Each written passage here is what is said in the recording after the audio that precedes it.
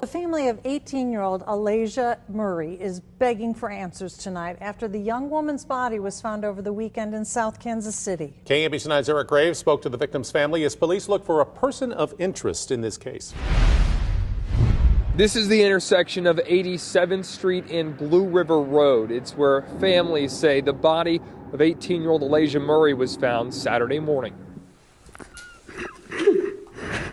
Holding tight to each other, Gerald Collins and her daughter Geneva Hamilton are devastated at the loss of 18-year-old Elayjah Murray. She was living her life.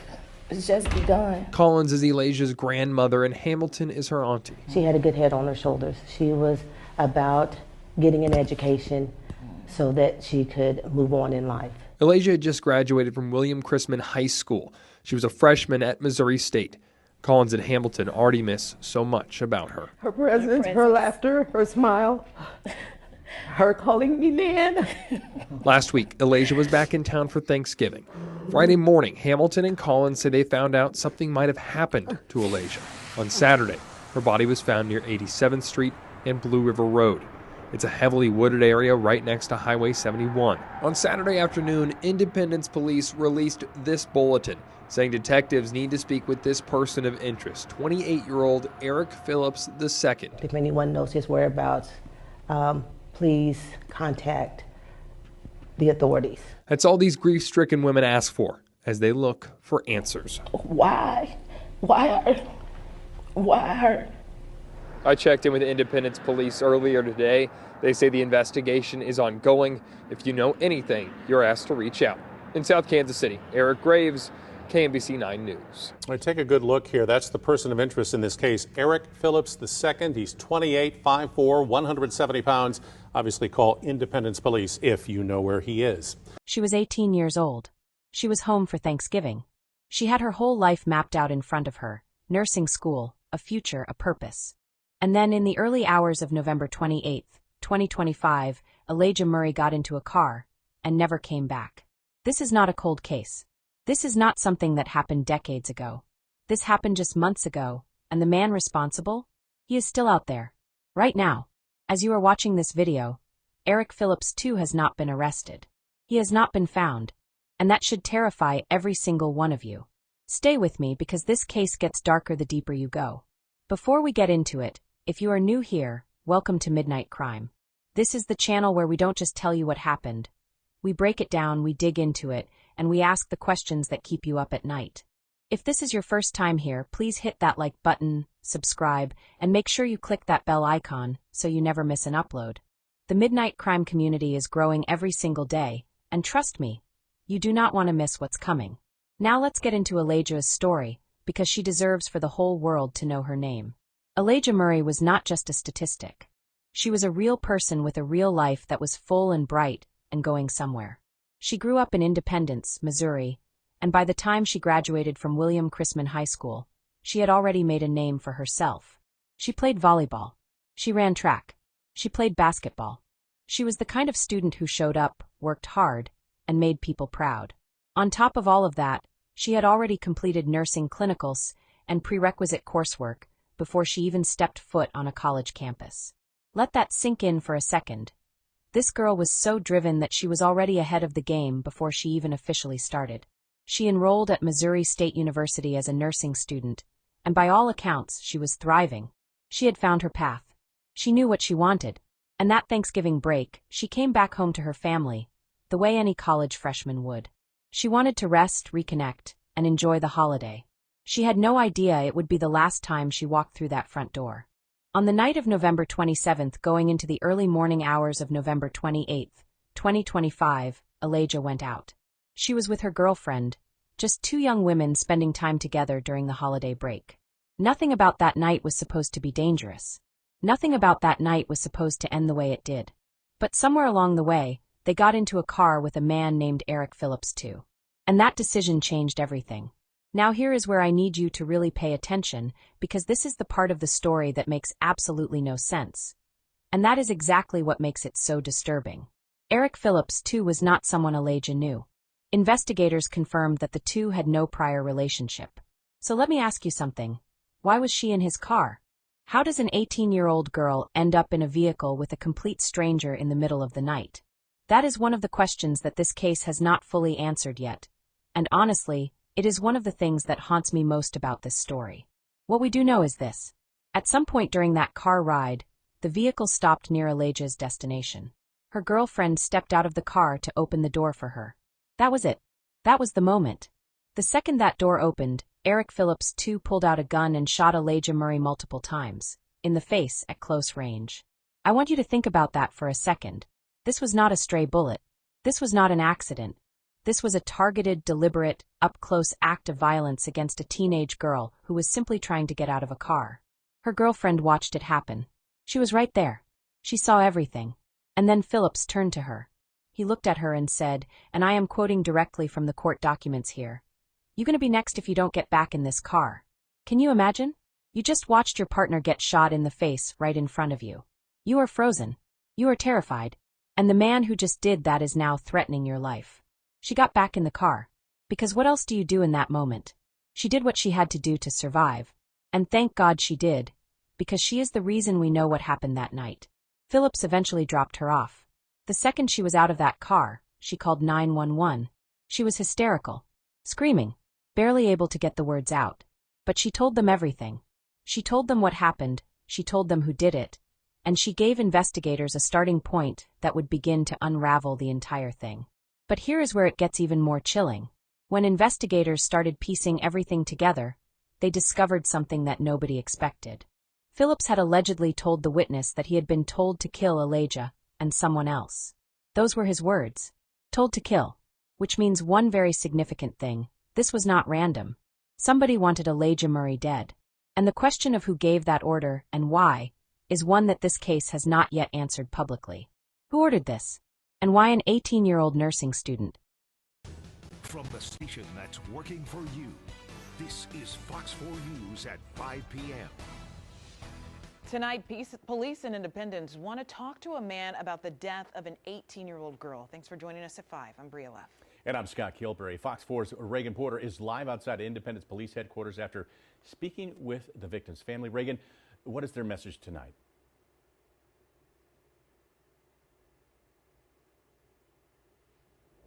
18-year-old who was a daughter, granddaughter, sister, cousin, niece, and friend to many.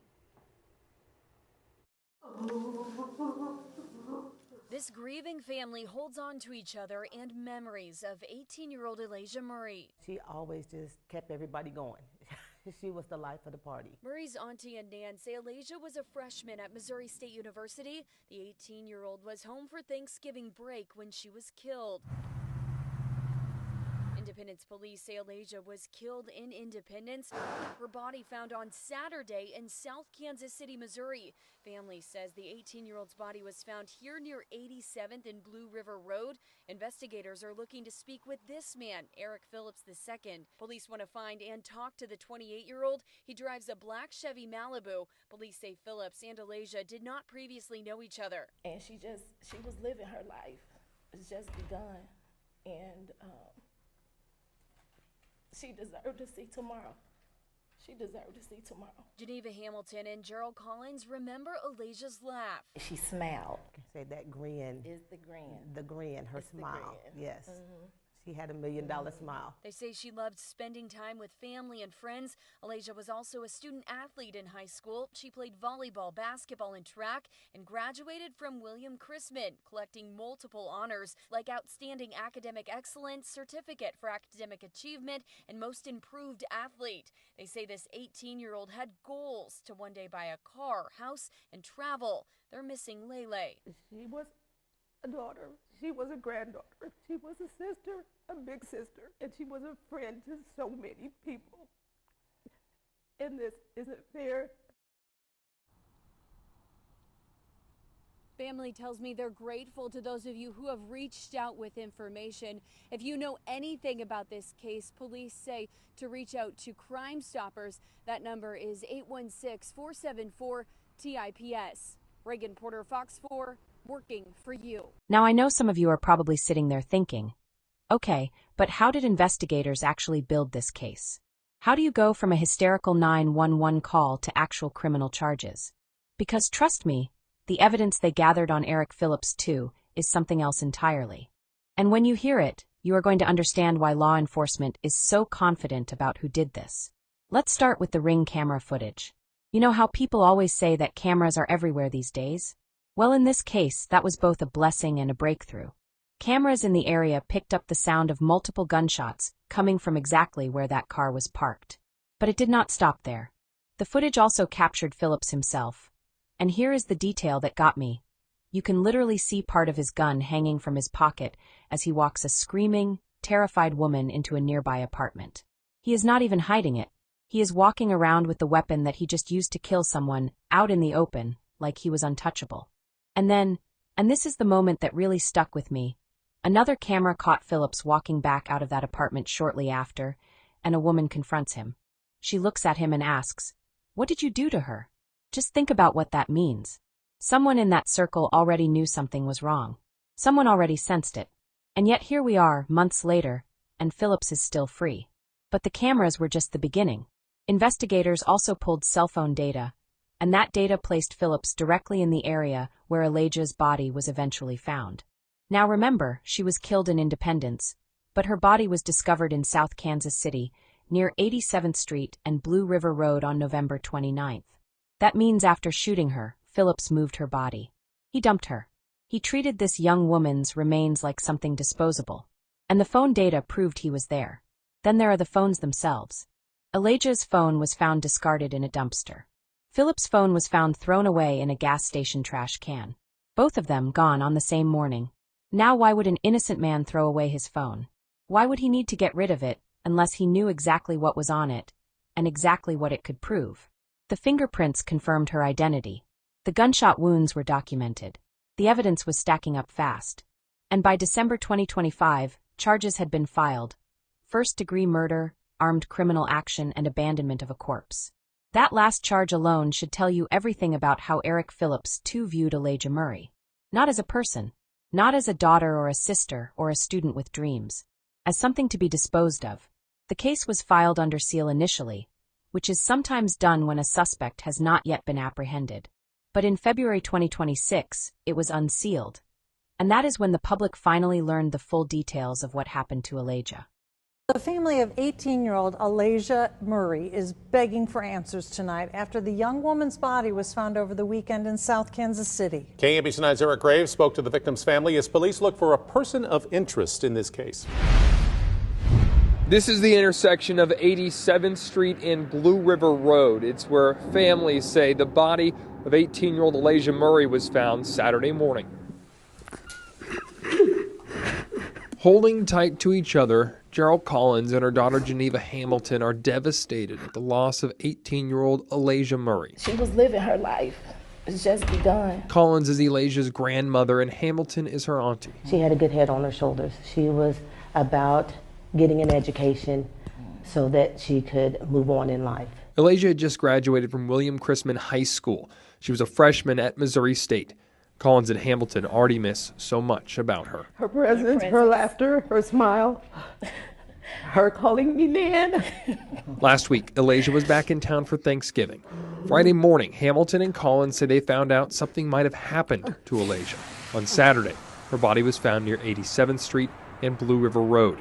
It's a heavily wooded area right next to Highway 71. On Saturday afternoon, Independence Police released this bulletin saying detectives need to speak with this person of interest, 28-year-old Eric Phillips II. If anyone knows his whereabouts, please contact the authorities. That's all these grief-stricken women ask for as they look for answers. Why?